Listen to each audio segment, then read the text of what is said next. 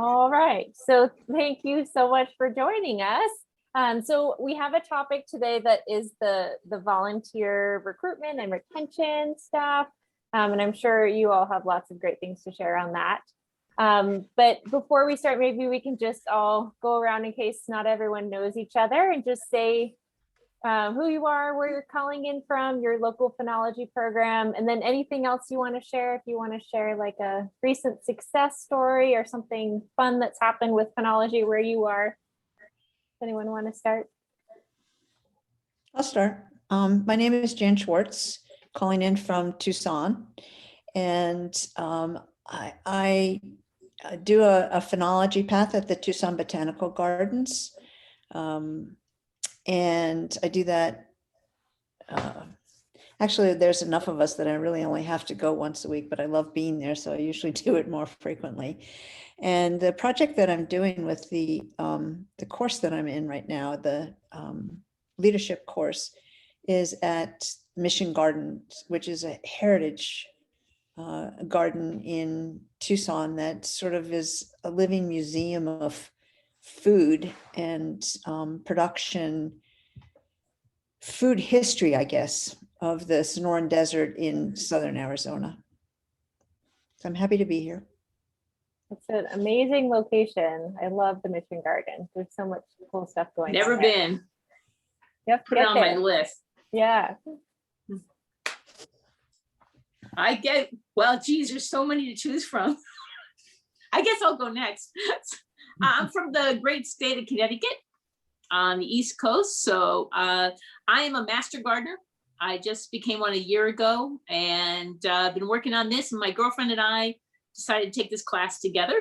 So I don't have a phenology group so far, so that's why I'm here. I'm working on it, but I have a personal site that I'm watching the Connecticut state flower, which is the mountain laurel. So I've been watching that. Oh. So it's fun, and things are starting to wake up. And I think as a result of this course, I find myself really being alert to what's going on around me. So I'm happy to be here. Awesome. Yeah. And I'm Claire O'Neill. I'm the founder for Earthwise Aware. So we are in the Boston area. We started, I think, in 2018, and I forgot, we follow maybe, I don't know, 75 species of things, right? Between forbs, trees, but we also tackle birds, as well as arthropods, a few arthropods, frog watch as well, because we do a general biodiversity ecosystem type of citizen science, co-creative citizen science in the area. Actually, one of our Pheno leader is doing also the LPL class course, Kathy. Kathy, she's with you probably. Yeah. So that's, we really love the relationship that we have with the National Phenology Network. It's very responsive. It's really very cool to work together. So I just enjoy being there. And I just wanted to pop in because I knew that Erin was there, and we spent quite some time over email. So I said, okay, finally, I'm going to be able to see Erin face to face. Yeah, it's so cool to finally meet you. And we just love all the great things that you guys are doing at Earthwise Aware. It's just amazing. It was like 50,000 records that you submitted last year, despite COVID. It's just phenomenal. So really appreciate you. Congratulations. Yeah, we have really all of your observers. Yeah, we have a group of people who really just threw themselves in. So we are developing leaders, sites, because we have plenty of sites, in the area. So it's really wonderful to see the group growing like that. And, and phenology is only one aspect of what we are doing, but we try to really weave that in so that we are really building the natural history of the place through data. I'm a data person, so that's why when I found, the National Phenology Network, I was smitten from the start because I like protocols, of course. I like standardization. I'm a statistician and AI person, so I'm like, oh, this is a way to go, or one way to go. So great. Yeah, where's the site located? I'm still there. Yeah, Claire, where's your site located? What town? So we are in several towns. So we operate over about 8 locations. And where we have different sites, and we are really studying things along, urbanness. So we are in Medford, in Stoneham, we are in Somerville, we are in Cambridge. Okay. this kind of areas. Yeah. Okay. Just get an idea, visual for where you are. I'm familiar with the area, so It's great. good. That's great. Yeah, so Claire, because you are our experienced LPL, we'll probably be calling on you to share your great knowledge with us. So I was curious, you tell me again how many people you have that are participating with Earthwise Aware as part of the Phenology stuff? So as part of the Phenology, we probably have 10 who are solid ones, and then we have, people who comes and go, because that's the nature of the business there. But the 10 that we have are fully dedicated, and that's nice because it creates this kind of, the backbone, right? And people keep coming, and passing through this backbone. So, yeah. Yeah, so have you had much turnover then? You've been doing this for, 3 years now? So turnover, so I'm French, so sometimes I have an issue with the words. So just it's like how often does someone stop participating and then you get a new person versus people that stick with it every year? Is it about 10 that stay? The 10s have stayed, right? Yeah. But the past five, so I count the 10 as being the stable ones and the one that create that backbone, because the nature of the business is definitely that people comes and go. Certainly in the Boston area, it's a very dynamic, people move all the time, they try stuff. So, when people say, how do you recruit and keep? I say, well, you don't. That's not how it works at all. Yeah. It's really about building a community. Then people are going to stick, or people are going to go to their life because, life is busy. COVID got in, right? So there is so many things that are moving parts. So, and eventually some people are going to fall in love with your program and stick. And these 10, for example, stick. And we can see that some are coming as well. So it's growing slowly. People said, are you trying to create an army? I said, no, I'm trying to create quality. That's more that, a community and quality over quantity. Yeah. And eventually things are going to go on their own, or they're going to start moving and doing their own things. And that's good because it's going to serve the greater purpose. That's the goal. Yeah. Right. You have a very nice website. I just looked it up. Looks great. Thank you. That's great. That's awesome. Yeah, it is. It's an amazing website. And they have beautiful annual reports that they create as well. So I thought, there's so many different things we could talk about, right, in these topics. And I was thinking of breaking it down as the recruitment side of things. So how do you do the outreach and get the people? What are some ideas there? What are some aspects of training that really help people stay with your program once you get their interest? And then what are some specific things that you do for retention to keep people interested? That's not exactly just the training side of things, but maybe more like social activities or incentives, things like that. So if that all sounds good, we can maybe start with the recruitment part and kind of do a brainstorm or a mind dump about what all we know about how you recruit and engage. Well, being a master gardener, I'm connected to the extension at UConn. And part of our training for the interns is we need to do outreach. So part of the outreach programs, they have programs that interns and master gardeners and advanced master gardeners can hook up with to do volunteer work. Now, a lot of them don't want to sit and weed all day. So I thought this would be a good way to provide a service to them because they have to have so many hours, and in return, data would be collected. Now, I would assume that it would be a constant rotation of interns and maybe some retention of master gardeners that would come along, because they might just like that, because it doesn't take a lot for them to do that for what I'm doing. And then I thought that might be a good idea. That's the mindset I have with my program. Okay, so you're targeting an existing group that there are volunteers who are already interested in doing stuff outside. Right, it's almost like I got a pool of them. Different. Yeah. It's like I have a pool of them right there. Why not draw them that way? Now that means it requires me to do a lot of recycled training, to recruit constantly to get a new pool. But that's okay. By teaching, you learn. So I think that wouldn't be a bad thing. Yep. And I'd be doing my bit for the master gardeners as well, and for Nature Still Book. So yeah, that's my thought. Yeah. Any other ideas about like places to try to recruit people? Do you all like how do you send out advertisements? I guess it's mostly Claire that I'm asking.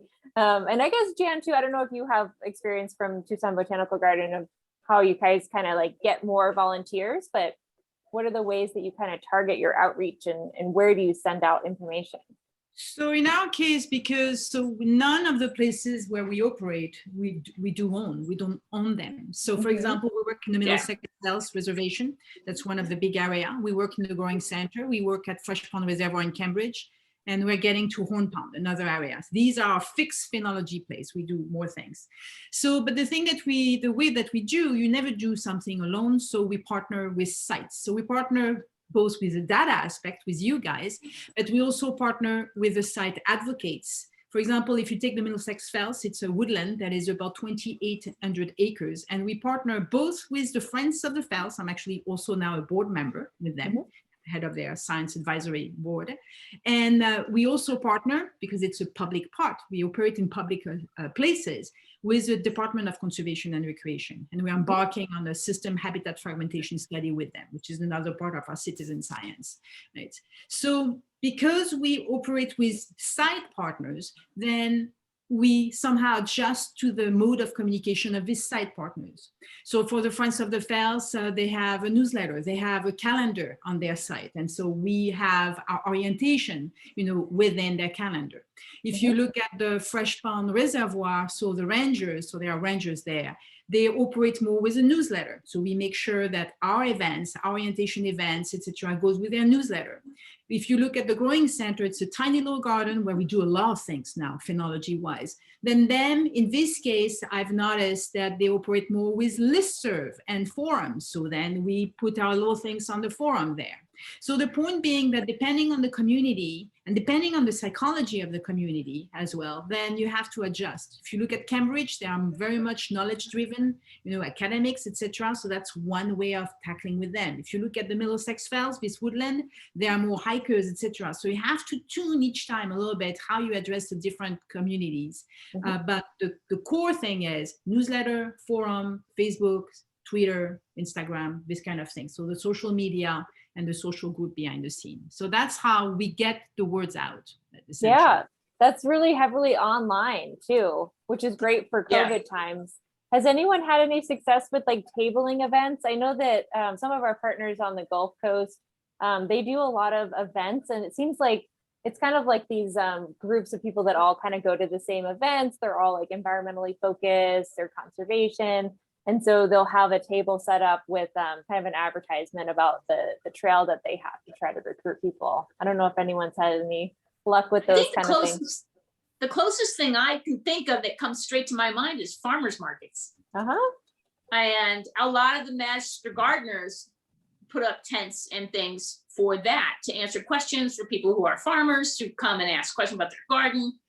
That would be a great opportunity to offer brochures about the phenology programs that we could have to gain more public recruitment and interest. So that might be a good idea. But it sounds like something, Claire, that you're doing that's probably evolved from the beginning. You start out small and work, and I envision that's probably going to happen with me. But as I go along, ooh, never thought about that, and I'll add that to it, and then I'll add that to it. So tabling event hasn't worked well. Plus COVID came in between, so you don't have to. Sure. But it never really works. So the other thing that we do as well is, so an orientation is, I wasn't clear about that, but we do a kind of what we call, so we are biodiversity and climate, science. So we do what we call a biodiversity walk. That's how we get them in. So, and then, so through this biodiversity walk, we explain, the ecology and the natural history of the place. And then we weave in, things about the phenology. We weave in our different programs because they're cool. There is something for everybody, the kind of the light scientists. Phenology is much more, it's deeper in a sense, right? It's much more involved. So we kind of weave what we are doing, we explain to them, and then eventually people find their way, right? So, but through this biodiversity walk, we talk about what we do. We talk about ecology. We talk about what's going on, from a functional system point of view. And that's how we get them. Tabling has never worked because somehow for us, nothing really beats experiencing. And our walks are exactly that, because it's not one speaker. Usually we have several naturalists with us. I'm a naturalist as well. And so we split on groups only with COVID. And we let people experience and explore what they see. We explain what they see. And then that's how we hook them, right? I call that the drug walk, you know, kind of. Nice, yeah. We're there, we're hooking them. Nice drug. Exactly. That's a great point. And I wonder if maybe if you did have a tabling event opportunity, that's where you advertise your walk. You like get people into the walk from there, and then that's where they really get hooked. Exactly. I'm also a master naturalist in Pima County, and we did a tabling event at Mission Garden, and we did recruit people for the next class while we were there. But I could also see having a table for phenology too. I mean, it could even be in conjunction in some ways, giving people opportunities, because the other way that I think I would like to recruit, I would like to be more inclusive in the observers at Mission Garden, more Latinx people, more Indigenous people, more people of color, Black people. So the only way I know how to do that really is to find ways to build relationships with these people, particularly Indigenous people. So I've been volunteering at Mission Garden in a different way so that I can make connections. And then, I mean, there is a path there. It's kind of big, I think. And I think I have to pare it down a little bit, but still it's about building relationships. I mean, I can certainly draw from master naturalists in Pima County, and some have expressed real interest, and they live close. I mean, one of the problems was the people who wanted to do the phenology path at Mission Garden lived too far away. Yeah. And for one person, it was an 1.5-hour trip back and forth. Oh, So it's Yeah. 3 hours on the road. And that's a commitment I wouldn't make for a weekly volunteer position. But anyway, so it's local community building relationships to try to be more inclusive, because it is a heritage garden. We shouldn't all be white people talking about the Chinese garden and the Indigenous garden and the Black garden, because we have all of those.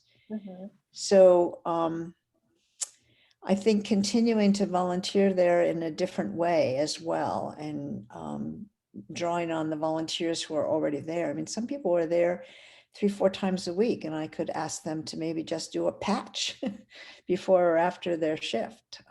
Anything to start collecting the data.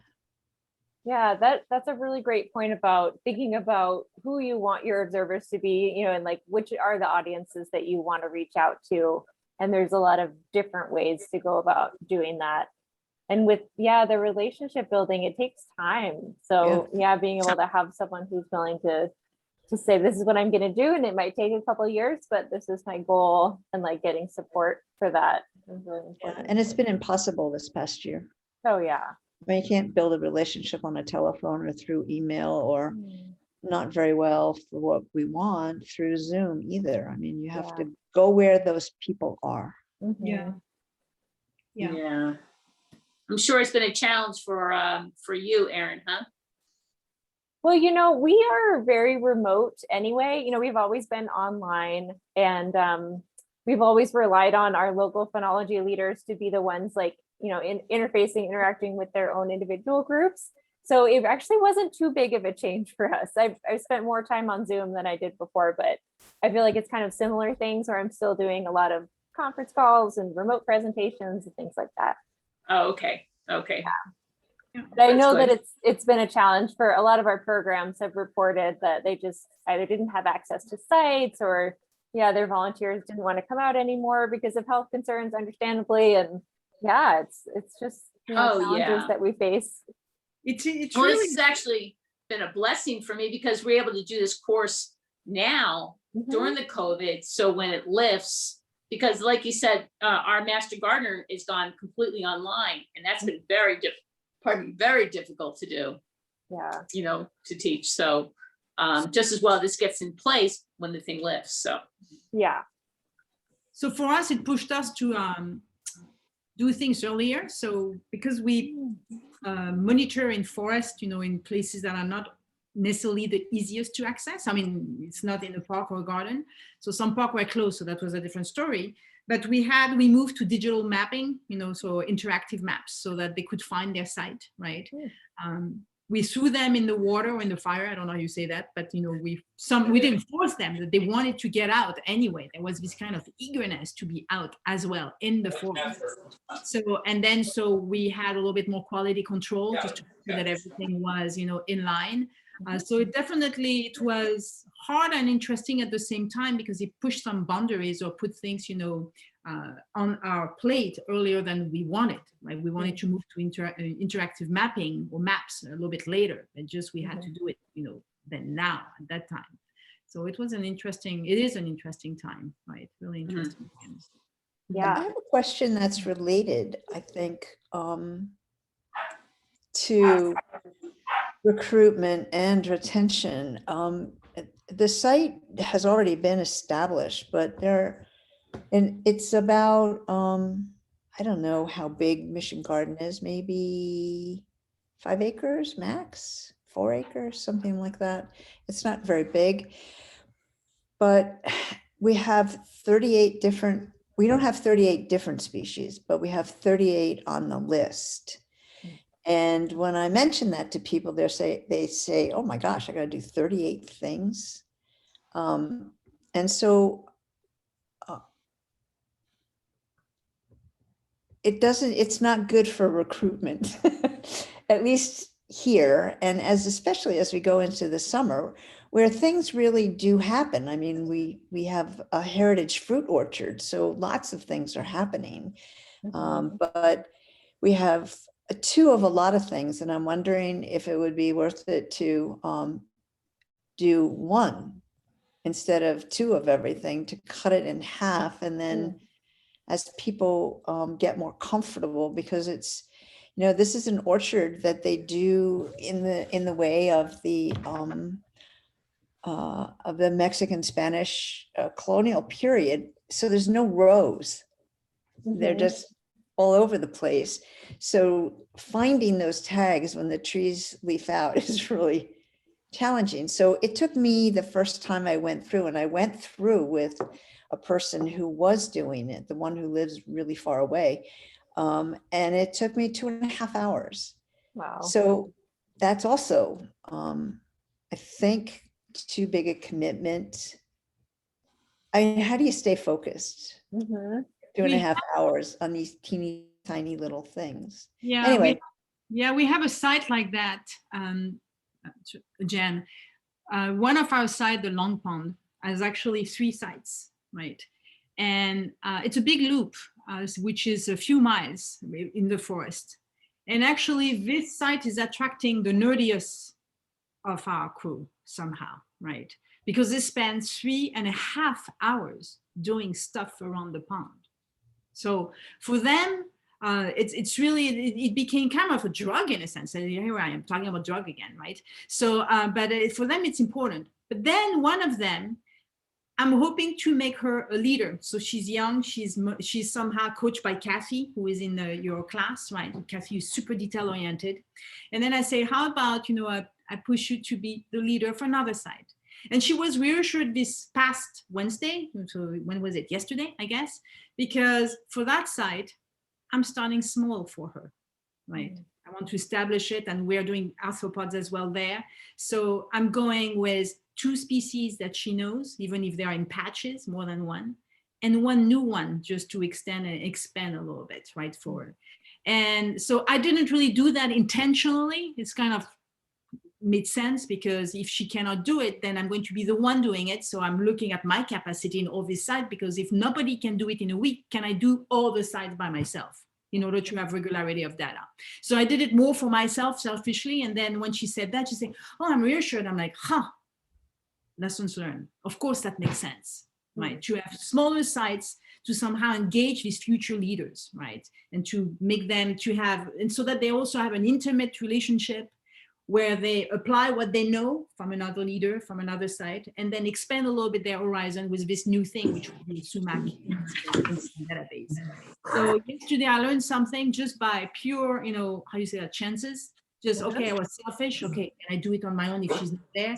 And then when she said, oh, I'm reassured, I'm like, oh, of course, that makes sense. Smaller. So I agree with you, Jen. To have the right balance is important. Maybe to have a smaller site, but to split in smaller sites. We do have, now that I'm thinking of it, we do have a map that has 3 different sites, plus animals, and or more insects than animals, I guess. But I guess I could find people who are interested in the heritage fruit trees and have them just focus on that, and someone who is interested in the native plants, cactus and succulents. And then there's another one with, I think there might be a bats and agaves. Oh, wow. Because they just planted like 100 of them. Of course, it's going to be years before they bloom, but they do have some. So yeah, that can give me more thinking space, Claire. Thank you. To just kind of see what the interest is of the people that I'm recruiting, and not say, well, you got to do all of these things once a week, which is. And actually, I want to ask Kathy if she would be interested in splitting, the sites around Long Pond in further sites, right? Because we added one thing, for example, this year. I'm like, oh my God, what did we have? We added the woolly adelgid and its hemlock. Oh, thank you. Oh, really? Okay. It's so tiny. Well, and the protocol, by the way, for the woolly adelgid, I disagree, but there's some stuff that are not really scalable, right? So we can talk about more about that. But anyway, here it's now on this low, Long Pond low P1 site or whatever it is. And I'm thinking that suddenly because it takes so much time to look at these woolly adelgid, these tiny things. Yeah. I'm thinking, would it be better to split it in a slightly different site, so that, some people can focus on that. They're arthropod, driven people, rather than having the entire Phenology, more plant, having all of that, plus that woolly adelgid that takes so much time because you're with your lens and all this kind of stuff. So I think it's a good discussion because it's reinforcing my kind of in the background idea that we would be better with smaller sites, even if we cover the same amount of species, so that we can redirect people towards the thing that they prefer, even if it's linked to the rest, right? So, Yeah, I think that's so important to be able to have a variety of, it's almost like job descriptions, right? So when you're advertising this observation of phenology, it's not like everyone has to observe 38 species. This is what we do. It's once a week. You're giving people a diversity of ways to participate. And so there could be, you could even call it like the cactus observers and the orchard observers, or, split it out into whatever way makes sense that you think will be appealing to different kinds of people that, maybe they are really detail oriented, or they just want to go out for a walk. And so you give them like a farther place to go to, so they get their walk in. And then maybe it's not always just phenology observations too. You could think about other things that you want for your program. Like maybe you want photographs of some of the plants, so you can create more education resources. And there's someone that really loves taking pictures, so you have them be like your phenology photographer person, just to kind of give a variety of options. Totally, because for us, for instance, for us, it's about biodiversity and system functioning, right? So we have to find this fine balance between the detail-oriented. I'm going to give you an example. In 2017, the Germans found that 75% of insects population were declining across taxa. So in their case, they are not looking at species. In America, we are species focused. Too much, to a point where I call us in America, we have a species envy complex, right? So, but by looking at every one species, we're forgetting the forest. We're looking at one thing and not, the entire landscape. So this is at EWAS, I'm a biodiversity and I'm a system person behind the scene. Mathematically, I'm a system person. So I always have the system behind the scene, thinking that I want to make sure that even if these people is detail oriented, I want to make sure that I also deliver on my mission, which is to open their space so that they understand the connection with the rest and that they deepen their knowledge, right? And their thing, endorse this system functioning, because this is what we are lacking in the Boston area, in America, in the world in general, to understand that things are part of something else, right? So Claire, what you're telling me, what I'm hearing from you is that it's more environmental than it is focused on just the species. Like it's both. It's both. Okay. Yeah, of course it's both, but it looks like the Americans are just focusing on the species, where Germany may be seeing what's causing the decline. They're looking beyond. And I think that we need both. We need to have this laser focus. I agree. For getting the big picture. So how do we reconcile that nicely within our program as well, right? So I'm always struggling in the sense of, I want to give something so that they get hooked somehow, right? But then we still deliver on our mission so that they understand that we are part of something, and that starts with our study as well. Looking at this woolly adulgit in relation to the hemlock, in relation to the space where it is, in relation to that pond, it's a pond, etc., etc. Yeah. So so that really we make the connection. So it's tough, right, to find this fine balance where we get the people and then we expand their horizons so that they solidify, their knowledge, right, and with respect to the landscape. I see a rabbit hole going down a rabbit hole. Something that comes up to mind, and that's and I recently read up on it, and through the studies of this past week, and forgive me if I got it right, it's a herbarium, which is where they take plants and they press them and they catalog. I didn't know they did that. Yeah, they do. And I find that fascinating, because you got the data, but certainly you could take a snapshot in say year 2021, look at the species from the collection and see the dates and when they saw this phenology phrase. I don't know why I'm getting onto this and going down a rabbit hole, I'm sorry. But I found that this was fascinating, that you can actually do a historical search and see the changes, from the climate, what's going on there. I guess in some way it'd be kind of fun to see if that could be used for the animals that you're looking at, the bugs that you're looking at. Do they have that for bugs, or is it just for plants? Yeah, no, they have that collection herbarium. We have a few naturalists that are actually part of the Museum of Comparative Zoology. So they are collectors.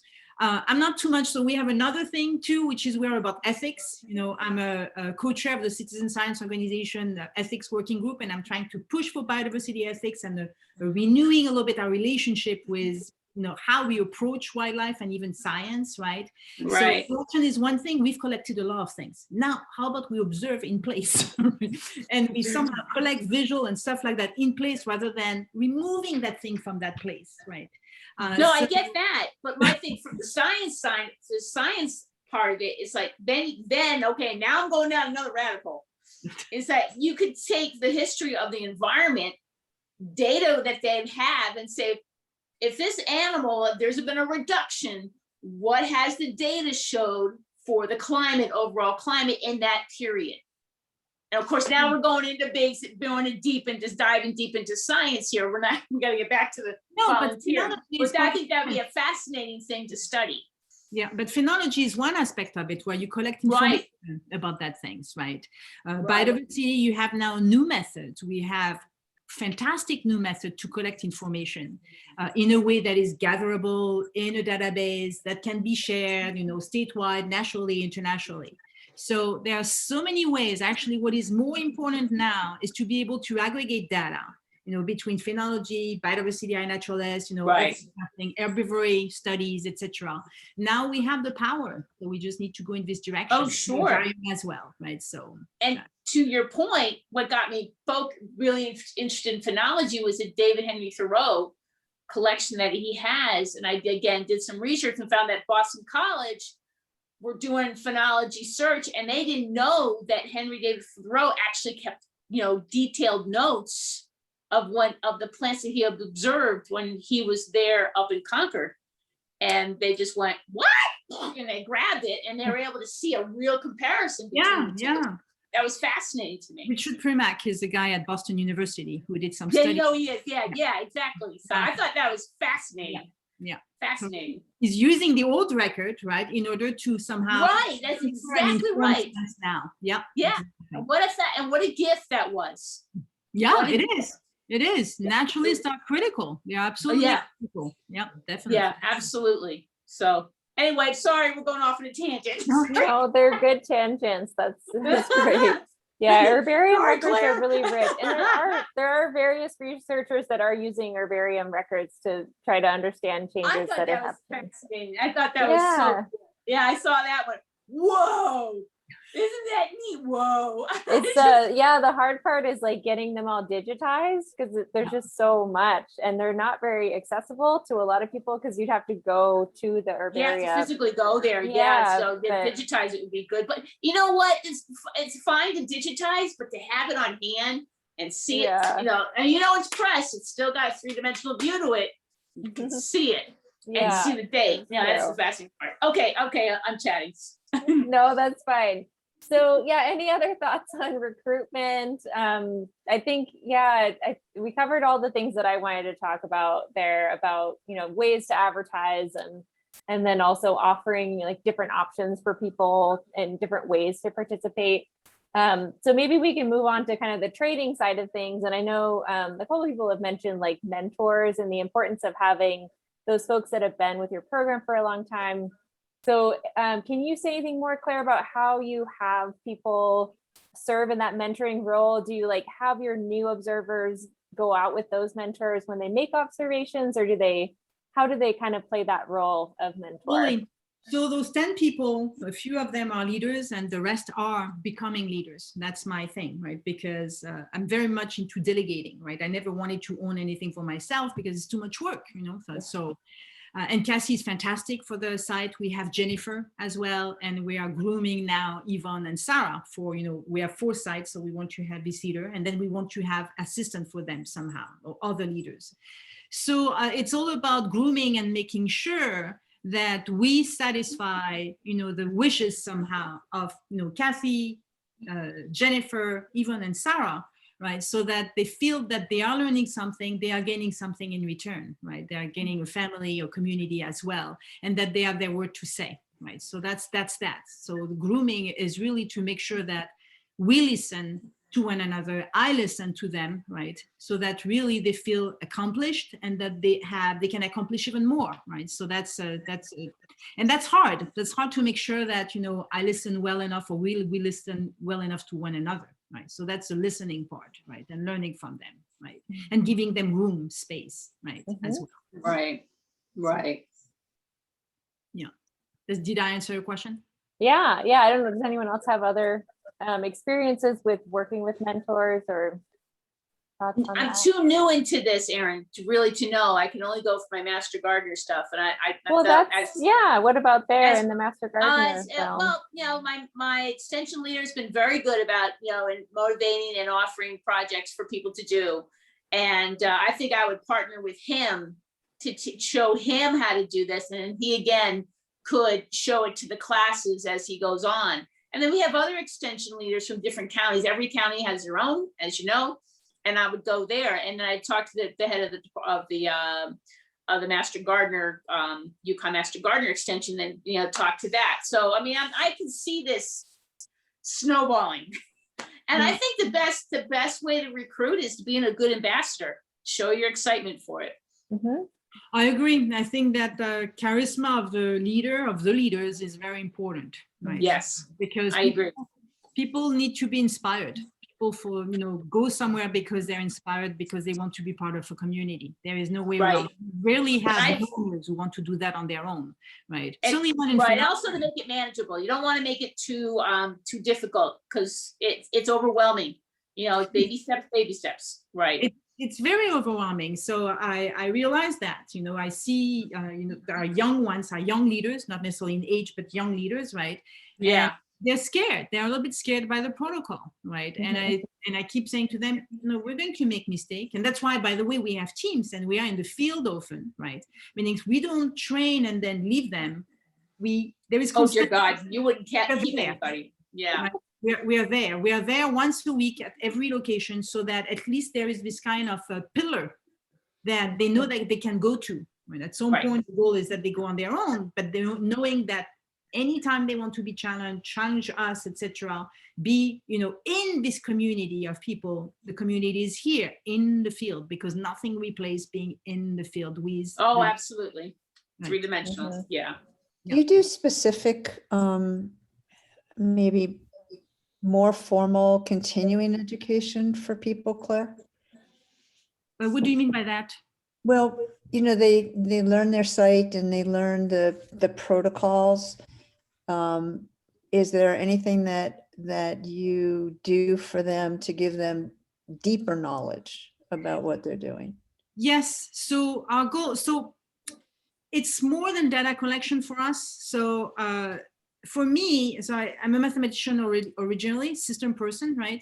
And for me, I always have been for the democratization of science. So if you look at our citizen science page, you're going to see that it's about climate and biodiversity science, or actually in the opposite way, biodiversity and climate science. I'm a biodiversity person. And then it's about the democratization of science. So for us, it's also about making sure that people can come in the scientific process anywhere along that scientific process, right? So one big part of it is to learn how to be a scientist. When people say, oh, professional science, I disagree with that. It's not owned by a scientist. The science is a methodology. So you can really give that methodology to the general public, right? That's my Yeah. guess. And so here in America, where actually science is really founded by private interest group or special group, interest group in general, right? So I come from Europe, it's different. We have a different approach to things. So I have both this kind of goggles there, right? So for me, it's important that we give science back to the people so that, they are empowered, right? And they are a counterforce or simply a force in the general landscape, policies, etc. So for example, you look at Europe in general, that's interesting. I learned that recently, is policies are direct consequences of citizen science. Citizen science programs are created with policies in mind from the start, right?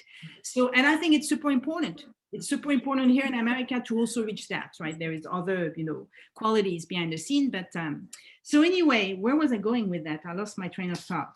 So yeah, so what we give to the people is this window so that they can participate at every single level. And eventually, what I want to see is our citizen scientists or a subset publishing. There is no reason why a citizen scientist cannot produce a peer-reviewed paper. It's a methodology. That's interesting. Right? It's done elsewhere. It's done in Europe. It's even done in, so-called third world countries. I don't like the term at all, but you see what I mean, by parabiologists, right? Which is another form of citizen science, if you want to see it. There is no reason why we should not be doing that more prevalently here in America. Give the science back to the people. So for us, and our people know that, right? And they want to do that.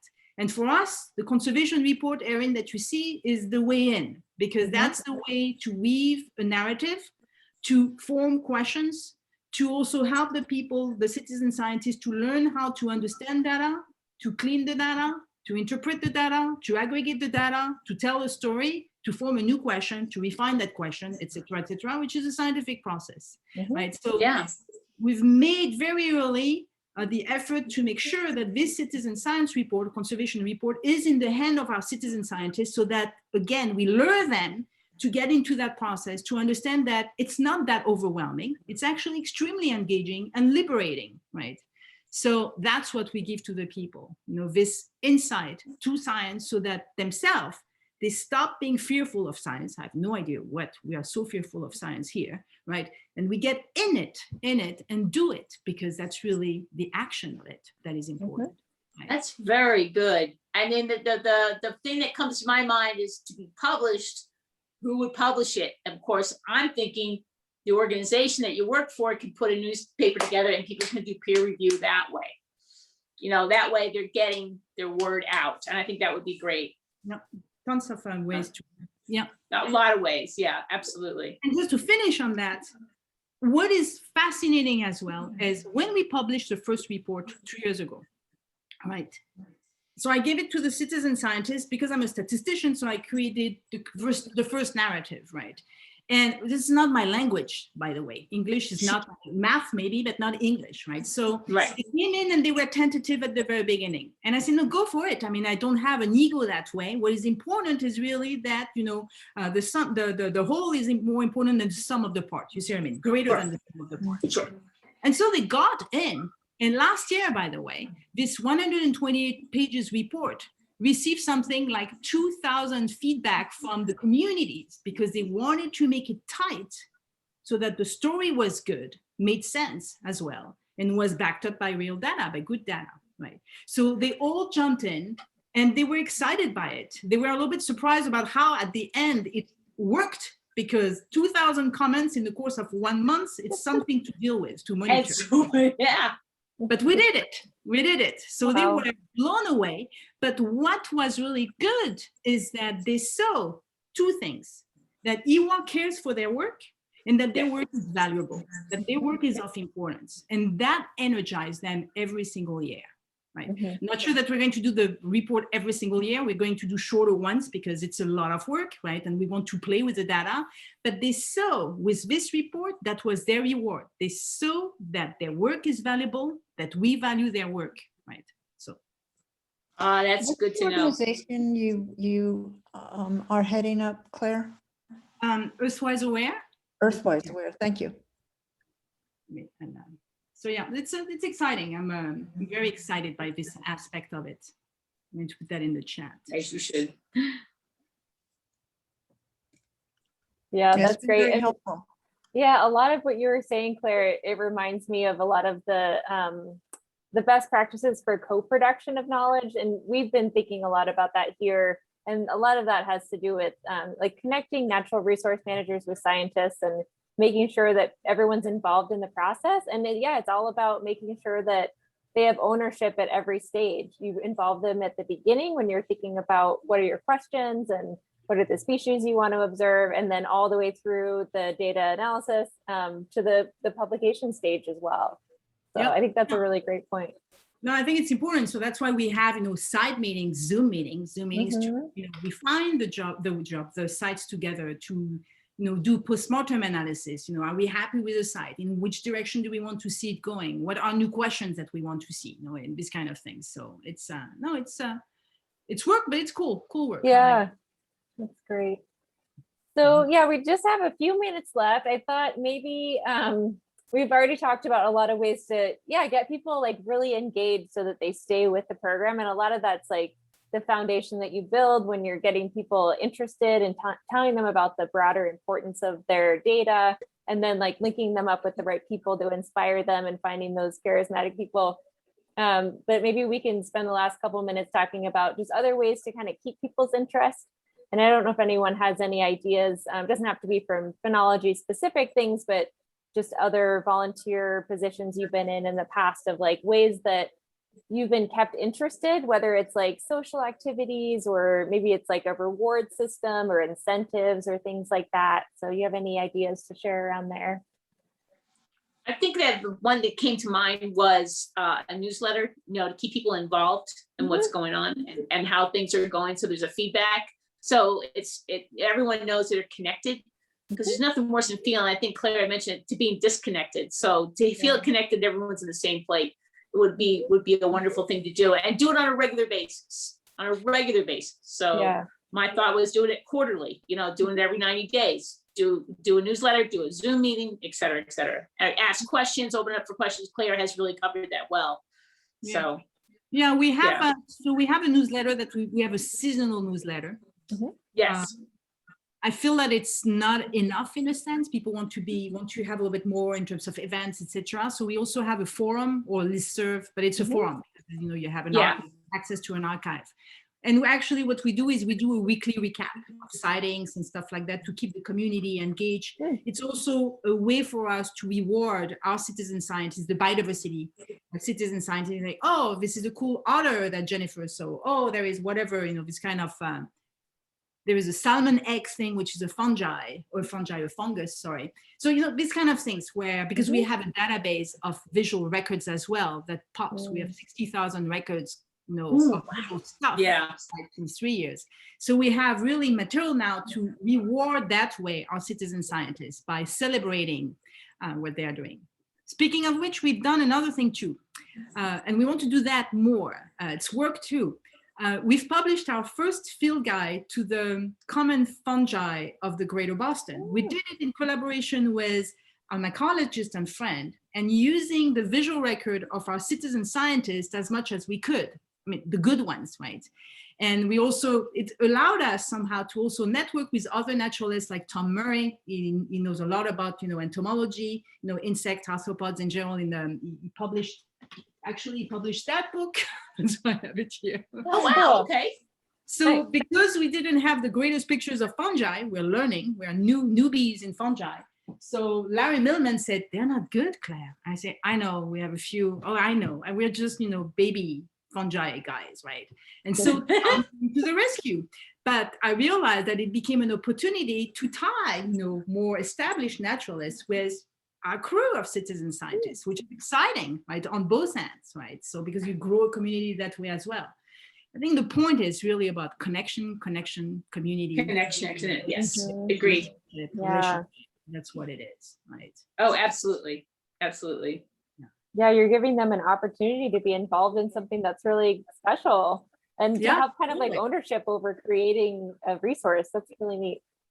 Yeah, so we have our little brochure, beautiful little brochure.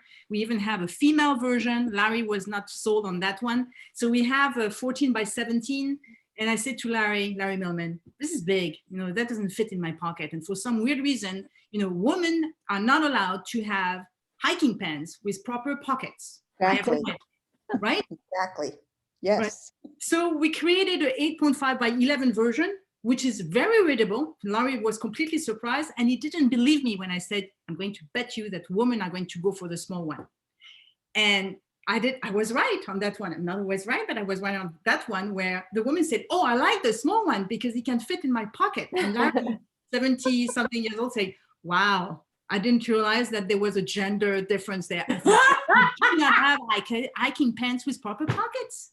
That's right. Sorry. Good for you. A little digression there. That's great. That's great. I love it. I will remember that. Right? It's absolutely true. I went shopping for a good pair of hiking shorts today that had pockets, and all I found were pockets that would hold my chapstick. See? That's it. I mean, they're you can't put anything in them. Case in point again, right? I can put my lube. Women, you have to buy men's, and then they don't fit. They don't fit that. No, right? It doesn't. It just doesn't work. So anyway, We just assume we carry our handbags wherever we go. I don't know. This is just doesn't work for me. Anyway, It Oh my doesn't. God. Oh, good. Thank you all for all of your wonderful ideas. I tried to take some notes, so I'll put them somewhere at some point. But this has been such a great sharing of ideas. I really appreciate Oh, it. thank you. Yeah. It's And I nice know- to meet you, Claire. nice to meet you all. Yeah, Yes, Jan, I'll see you at the next class, I'm sure. you will. Yeah, and Jan, if you want to stay on it, I know you had a different question about something else, so I'm happy to answer that now if you want. Okay, thanks. All right. Okay, I'll take care. Bye-bye now. I'll leave Bye you guys. be. Bye-bye. Thanks again.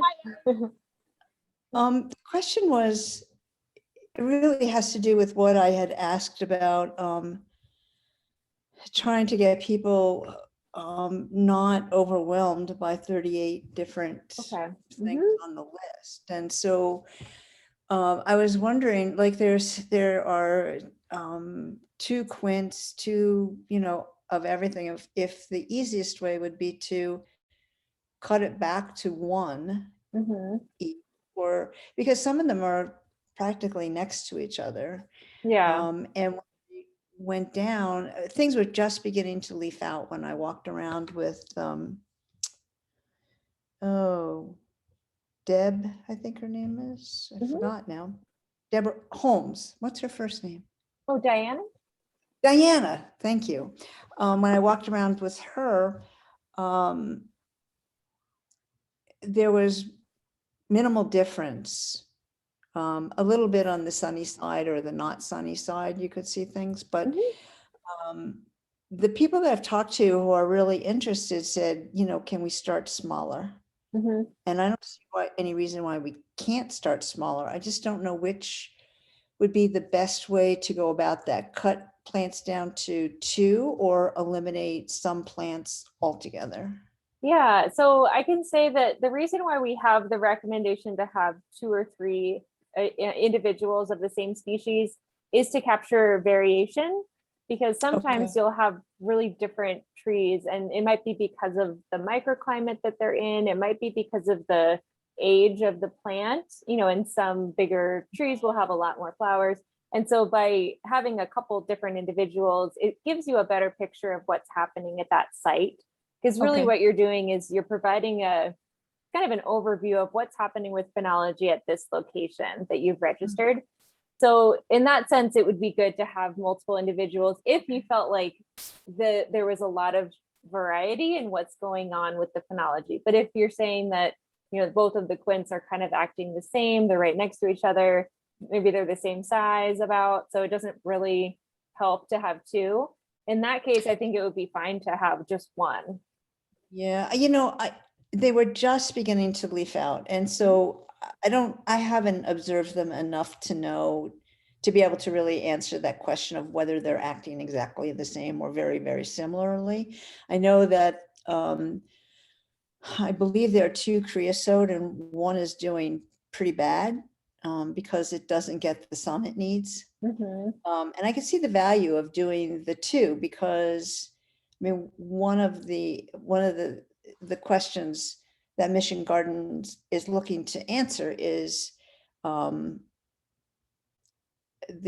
where they're placing plants, because they are placing them. They're not Mhm. wild. So to show them that this was a bad choice, Yeah. valuable information. So then I guess the best way to do it is just to find out who is interested in the heritage Mhm. orchard, who's interested in the native plants. And I can't remember if there actually a list or identified agave plants. Mhm. Um, if so, I could probably find, or if not, I could probably find some of the bigger ones that are more Yeah. likely to do something. Yeah, that's the thing with agaves. Yeah. There's not a lot to do because it's really just the flowering and fruiting Right. phenofaces for those. So yeah, with the Flowers for Bats program, which is the one documenting the flowering phenology of the nectar Right. plants, yeah, we recommend that people wait until they see a flowering stalk and then register, because otherwise you might end up watching a bunch of plants that aren't going to do anything for years, and it just discourages people, I think, and makes them not interested. Right. But yeah, because going back to, oh no, go ahead. the 100 that they just planted Mhm. will not bloom in my lifetime. It just Yeah, yeah. So yeah, maybe that's not the best thing to monitor then, and you could Yeah. focus on, are there saguaros at the Mission Garden? Yes, we have, there's at least 1 saguaro, 2 or 3 velvet mesquite, couple ocotillo, 2 candy barrel, I guess. Mhm. I wanted to add there a staghorn cholla, because it's big, it's beautiful, and boy, does it fruit. I mean, there's just lots happening with that. And there are 2 of them, probably different species, but they're so close. I couldn't tell Yeah. you which is which. So yeah, there, I mean, in that section by the wall, and they don't get any special treatment. I don't think there's any water over there or anything. They're just Mhm. growing. And then the other thing that we could consider, I guess, at some point adding is the Michael Moore medicinal garden, which is all native plants too. And I Mhm. was sort of thinking about maybe using that to entice maybe younger indigenous people. Mhm. Um, so yeah, I guess just breaking it up into what people are interested in Yeah. And would I be a think good way to do it. the main thing to keep in mind too is kind of the purpose for collecting the data. So you can collect the saguaro data, and that benefits the Flowers for Bats campaign. So you know that we have a need for that because we want to know about how the flowering timing is changing from year to year. But in terms of the selection of the other species, I think it's really good. I'm sure Lorianne has talked a lot about this, to have like a particular question about why you want to collect the data, Right. because you could just say like, well, we have these 30 species, so let's do one of each. But it might not be that interesting for people because they don't know why, and Right. they don't have that question in mind. Like, what we really want to know is if the fruiting of the cholla is always the same time, or does it depend on the rain? So let's focus on that. And then they're like, oh yeah, let's see, like when is it going to fruit this year? Is it because like it just rained last week, so are we going to see it fruiting? And it just kind of like inspires more interest, I think. Mhm. If there's something that they know why they're collecting the data, because they know that it's going to answer a particular question. So I would probably think about that for all the species.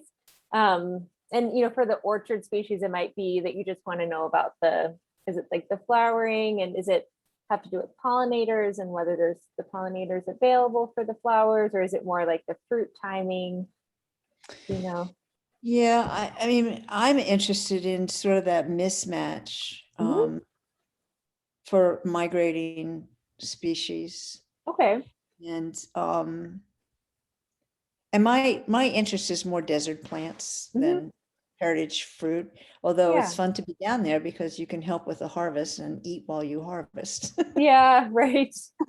Yeah. So, and then another, instead of a science question, it might be you have an outreach goal and you just really want to have, be able to tell people that come to the gardens that this is when you can expect to see the flowering of these plants. And then this is when you expect to see the fruiting, or, just like general Right. information. And that can be an okay goal too. And then that also is like a driving reason why you're collecting the data. But I think it's Right. just good to be clear about that. And that will kind of help to figure out the species that should be on your list, and then whether you should have more than one. If it's more of an educational goal, like we just want people to be able to understand the transitions between like the leaves, the flowers, and the fruits throughout the seasons, then maybe just having one of each species is fine. Whereas if you want to see, if there's differences between the creosote that's in the shade and then the one that's in the sun, and like why is that, maybe you pick two of that species. Yeah, and I think the other thing that I probably should do is get with Emily Rocky, who is the gardener, and Mhm. see if she has any goals Yeah. for this. If there are questions that she would like to have answered, or Yeah. I mean, even the board. I mean, the challenge is going to be to get the board totally on board on board with the whole project, so we have Yeah. support. But yeah, I was involved one time with Kim Franklin at the Desert Desert Museum. Museum, Uh-huh. and doing the native bees and the barrel Yeah. cactus. Mhm. And they're trying to figure out what's happening in the urban setting Mhm. with native bees, and the flowering of cactus. So, I mean, there's a lot of things we could tie in, I guess. Yeah. My main concern, I mean, I have a gazillion questions that that I Yep. personally would like to answer, but um, I don't want people to get overwhelmed, Yep. because just learning the app sometimes for people Mhm. Yeah. is a I think, struggle. yeah, and to try to pitch it to the board, I think, yeah, starting small and emphasizing like what you're going to be able to get out of it. Like in 2 or 3 years, we're going to have this data that we can share back with visitors, or maybe, if there's some question that you're answering for the gardener, you can tell the gardener about, whatever it is that you're answering, and emphasize like the results that you'll have. That might be of more interest to the board. I don't know. Right. They're more Yeah, thinking about the boards are result oriented. yeah, right. For sure. Okay, great. All right, well, that's very helpful. Thank you, Erin. I Sure, appreciate it. yeah. And feel free to reach out if you have more questions or want to bounce more ideas off of someone. Okay, will do. This is a good Alright. call. Thank you. I like Yeah, this. thank you. Yeah, it's small sometimes, so that's good. Yeah, okay. Thanks so much for coming. Have a good rest Alright. of your evening. Bye-bye. Bye.